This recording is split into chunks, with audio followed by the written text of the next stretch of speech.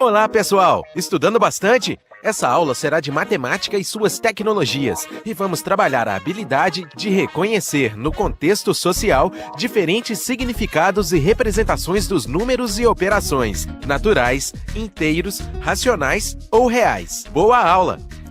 Queridos alunos, é com imenso prazer que estou aqui para poder dividir com vocês boas experiências no ensino da matemática, tentando ajudá-los da melhor forma possível a desenvolver suas habilidades, a se tornar mais competentes no que diz respeito ao conhecimento da matemática e suas tecnologias. Todos vocês sabem que a matemática é, no Exame Nacional do Ensino Médio, uma área sozinha. Em outras palavras, ela tem uma importância muito grande nessa prova. Serão 45 questões desenvolvidas num único dia, não é isso mesmo? E para que a gente possa conseguir vencer o desafio dessas 45 questões, é interessante que, dia a dia, desenvolvamos mais e mais habilidades, que a gente possa trabalhar e desenvolver competências no raciocínio lógico, no raciocínio geométrico, no tratamento da informação e, consequentemente, na comparação, na relação com a linguagem matemática, a linguagem algébrica. Meu nome é Cecília Alves e estou aqui para dividir com vocês uma paixão, que é o amor ao ensino da matemática. Vou trazer, durante as nossas aulas, a possibilidade de discutirmos situações do cotidiano que possam ser interpretadas e modeladas por ações da matemática. O meu tema hoje com vocês vai abordar o que no Enem nós chamamos de habilidade 1, e eu coloquei aqui para vocês: reconhecer no contexto social diferentes significados e representações dos números e operações, os naturais, os inteiros, os racionais ou os reais. Em outras palavras, eu quero convidá-los a fazer uma viagem comigo no tempo, uma viagem lá nos seus anos iniciais, quando a sua professora, lá da escola primária, convidou vocês a contar. Contar é uma necessidade do homem, contar é uma habilidade que o homem realiza todos os dias. Vocês concordam comigo que todos nós, no dia a dia, agrupamos, e se a gente agrupa, somos capazes de retirar. Bom, consequentemente, quem agrupa realiza uma operação matemática, que é a adição. E se eu retiro, eu estou fazendo ou desfazendo a adição. Então, eu estou fazendo uma nova operação matemática, a subtração. Bom, quem agrupa várias coisas ao mesmo tempo ou agrupa quantidades iguais, no fundo, define uma nova operação matemática, define a multiplicação.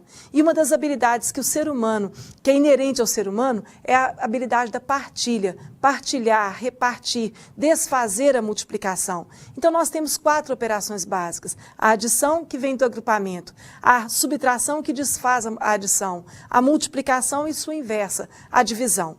Ao longo das nossas aulas, vamos discutir como utilizar nas situações do cotidiano, como utilizar em situações reais e como modelar situações que me permitam resolver os problemas do dia a dia, não só na matemática, utilizando, por exemplo, essas operações. A necessidade do homem de contar é inerente ao homem. Todo mundo aqui já fez uma conta e já contou nos dedos. Todo mundo aqui já faz uma adição e, às vezes, com vergonha, coloca a mão no bolso para que ninguém perceba que está contando no dedo. E a minha pergunta inicial é essa. Eu vou colocar para vocês uma pergunta que apareceu no Enem do ano passado, no Enem 2011. Vamos lá na tela. Veja bem, e se todos nós tivéssemos 8 dedos nas mãos?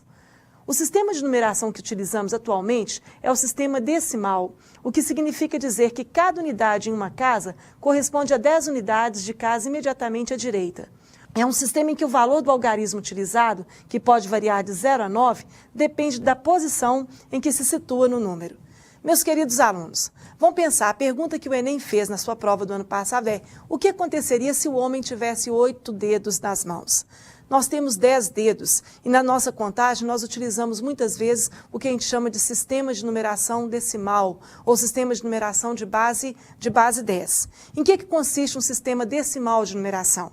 O sistema decimal, ou um sistema de numeração a princípio, é um conjunto de regras que me permite contar. Se voltarmos aos primórdios da matemática, ou ao início das situações de vida, o homem saiu de uma vida nômade para uma vida sedentária. E nessa vida nômade, ele não precisava fazer contagens. Mas a partir do momento em que ele se instala na terra e vai fazer o cultivo e vai criar o seu próprio alimento, ele começa a ver necessidade de fazer correspondências. Quem corresponde, faz correspondências 1 a 1. E nada melhor do que fazer correspondências 1 a 1, utilizando os dedos das mãos. Então, muitas vezes, quando contamos 1, 2, 3, 4, 5. Então, os antropólogos acreditam que o homem tem 10 dedos e, por isso, seu sistema de numeração, já que ele fazia correspondências de 10 em 10, é um sistema de numeração decimal. A pergunta do Enem é bem cabida. Quer dizer, se tivéssemos 8 dedos, talvez contaríamos utilizando símbolos que vão variar de 0 a 7. Como nós utilizamos os dedos das mãos para fazer contagens, nós vamos trabalhar aqui com as situações de contagem que vão envolver 10 símbolos matemáticos, do 0 até o 9. Qualquer número, qualquer situação de contagem, nós utilizamos esses 10 símbolos.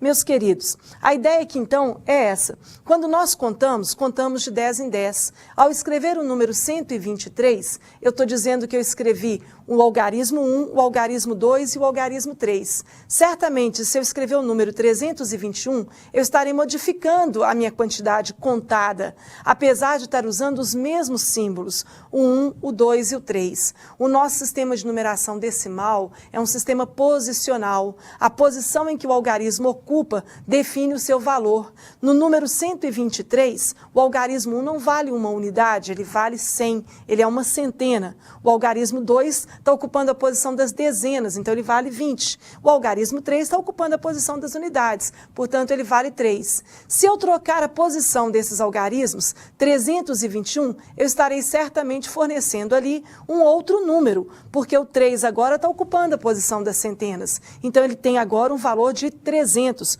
ou 3 o quê? 3 centenas. O 2 está ocupando a posição das dezenas, portanto, ele vale 2 dezenas ou 20 unidades. E o 1, uma única unidade. O sistema de numeração nosso, então, é um sistema posicional.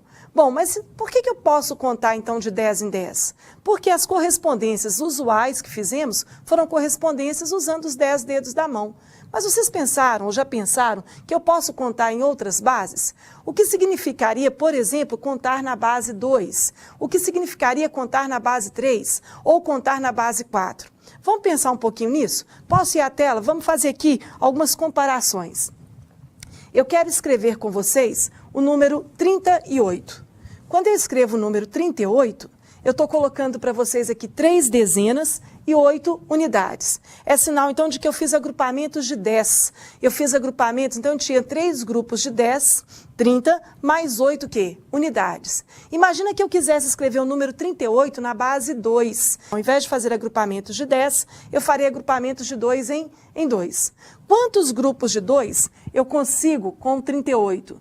Se eu divido 38 por 2, eu encontro 19. Então, eu tenho 19 agrupamentos de 2 e me sobram 0. Mas com o 19 que eu tenho, eu ainda posso fazer pequenos grupos de 2. E com 19 eu consigo fazer 9 grupos de 2 e me sobra 1. Mas com o 9 que me sobrou aqui nesse quociente, eu ainda posso fazer agrupamentos de 2. Eu tenho 4 agrupamentos de 2 e me sobra 1. E com o 4 que eu tenho, eu ainda posso fazer agrupamentos de 2. Vou ter 2 agrupamentos e vão me sobrar 0.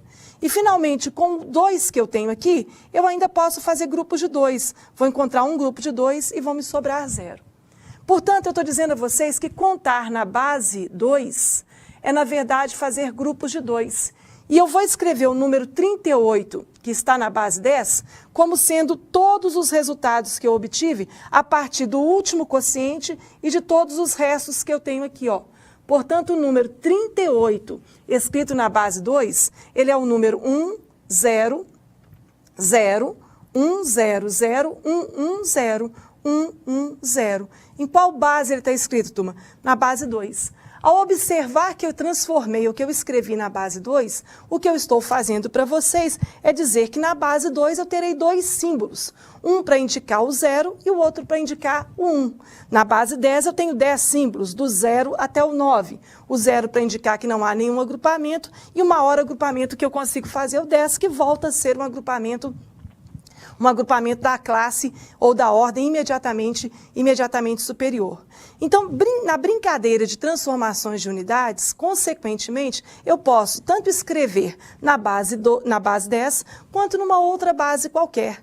Transformar uma escrita numérica na base 10 para uma outra base qualquer, nada mais é do que fazer pequenos agrupamentos nesta base.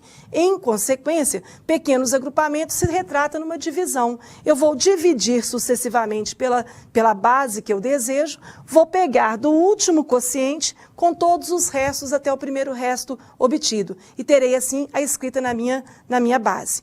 Vamos ver isso através de uma questão. O medidor de energia elétrica de sua residência, conhecido por relógio de luz, é constituído por 4 pequenos relógios, cujos sentidos de rotação estão indicados conforme a figura. Vamos ver na tela a figura que eu tenho aqui? Bom, eu tenho o relógio que me dá o milhar, o relógio que me dá a centena, o relógio que me dá a dezena e o relógio que me dá a unidade. Bom, então eu tenho ali os relógios do meu medidor de energia elétrica. Bacana? Todos eles indicando o sentido de rotação que eu pedi. Consequentemente, o Enem fez a seguinte pergunta.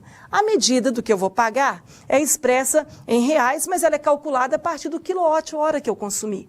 O número obtido na leitura é composto por 4 algarismos: unidade, dezena, centena e milhar. Cada posição do número é formada pelo último algarismo ultrapassado pelo ponteiro. Bom contexto. Você já tinha olhado o relógio da sua casa? Já tinha pensado nisso? Por que tem tantos reloginhos no medidor da sua conta de energia elétrica? Olha, Cecília, às vezes eu passo despercebido e nem prestei atenção que ali eu tenho uma utilização elementar de números, uma utilização elementar da contagem, uma utilização elementar da matemática no cotidiano. Consequentemente, o número obtido pela leitura em quilowatts-horas na imagem é... Bom, turma, observa comigo que no meu sentido de rotação, o ponteiro do milhar acaba de passar pelo 2. O meu ponteiro da centena acaba de passar pelo 6. O ponteiro da dezena acaba de passar pelo 1. E o ponteiro da unidade acaba de passar pelo 4. Portanto, a leitura que eu tenho correta seria o algarismo das unidades. Ele é o 4. O último algarismo ultrapassado pelo ponteiro das unidades no sentido do relógio. Vamos voltar lá para ver? Ele passou por onde? O último algarismo passado foi o 4, no ponteiro das unidades. Bom, o algarismo das dezenas é o 1, foi o último algarismo ultrapassado pelo ponteiro das dezenas no sentido anti-horário. Vamos voltar lá para ver se é isso mesmo? Acabou de ultrapassar o 1. Bom, o ponteiro das centenas, vamos ver? O ponteiro das centenas vai ser o último algarismo que ele acabou de passar, que é o 6. E o ponteiro do milhar, o último algarismo pelo qual ele acabou de passar, que nesse caso é o 2. Portanto, vamos voltar na leitura. Observa que as setas colocadas pelo Enem estão indicando para nós o quê, turma? Estão indicando para nós a posição, o sentido do que eu vou girar. Vou girar o ponteiro do milhar no sentido anti-horário. Vou girar o ponteiro da centena no sentido horário. O ponteiro das dezenas no anti-horário. E o ponteiro das unidades no sentido horário. Portanto, eu tenho o número 2614, que corresponde ali à medida que o leitor da empresa de companhia energética do lugar onde você mora estaria lendo 2614 quilowatts-hora. Trabalhar, portanto, minha gente, com a numeração, com a contagem, é voltar aos primórdios da humanidade. Vocês já imaginaram a importância dos números no seu dia a dia? Quantas vezes hoje, agora que você começou a assistir essa aula, quantas vezes hoje você já fez utilização ou já utilizou os números? Bom, certamente você acordou, olhou para o relógio, certamente você pegou um ônibus ou pegou o seu carro, e para pegar um ônibus ou pegar o seu carro, você precisa de números, porque tem o número do ônibus, tem a placa do seu carro. Para você se identificar, você vai fazer uso de um número, porque você precisa da sua identidade, do seu CPF. Bom, para você pagar as coisas, você vai precisar de um número, porque você precisa saber o valor dessas coisas e, consequentemente, você precisa de um número. E, finalmente, para dormir, para levantar, para sorrir, para viver, a matemática faz parte do nosso dia a dia. E como já dizia Galileu, a matemática é a língua através do qual Deus escreveu o universo. Se vocês quiserem aprofundar um pouquinho mais em sistemas de numeração, vai aí uma boa dica. Entre no site mundoeducação.com.br/matemática. E eu espero, com certeza, revê-los para que a gente possa divulgar mais ideias, divulgar mais pensamentos que possam contribuir para que vocês tenham o maior sucesso na prova do Enem em novembro. Um abraço e até a próxima. Para desenvolver melhor essa habilidade, consulte a ficha de estudo número 31. Bom estudo e até a próxima aula!